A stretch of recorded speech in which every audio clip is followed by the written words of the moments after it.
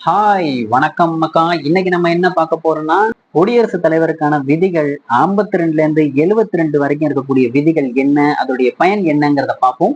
விதி 52 குடியரசுத் தலைவருடைய பதவி பற்றியது. விதி 53 குடியரசுத் தலைவருடைய நிர்வாகத்துடைய அதிகாரம் என்ன அப்படிங்கிறத பத்தி சொல்றது. விதி 54 குடியரசுத் தலைவருக்கான தேர்தலை பற்றி சொல்லக்கூடியது. விதி 55 குடியரசுத் தலைவருக்கான தேர்தல் நடத்தப்படக்கூடிய முறை என்ன அப்படிங்கறத சொல்லக்கூடியது. விதி 56 குடியரசுத் தலைவருடைய பதவி காலம் என்ன அப்படிங்கறத சொல்லக்கூடியது. விதி 57 குடியரசுத் தலைவர் மறுநியமனம் செய்யப்படுதலை பற்றியது. விதி 58 குடியரசுத் தலைவருக்கான தகுதிகள் என்னென்னங்கிறத பற்றி சொல்லக்கூடியது. விதி 60 குடியரசுத் தலைவர் பதவியேற்பு உறுதிமொழியை பற்றியது. விதி 61 குடியரசுத் தலைவர் பதவி நீக்கம் பற்றியது.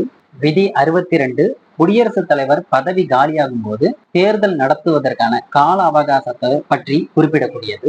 விதி 72 குடியரசுத் தலைவர் மரண தண்டனை இல்ல மத்த தண்டனையை மன்னிக்கக்கூடிய அதிகாரத்தை பற்றி இந்த விதி சொல்லுது. வேற ஏதாவது விதிகள் தெரிஞ்சிச்சுன்னா கமெண்ட் பண்ணுங்க. நன்றி மக்கா.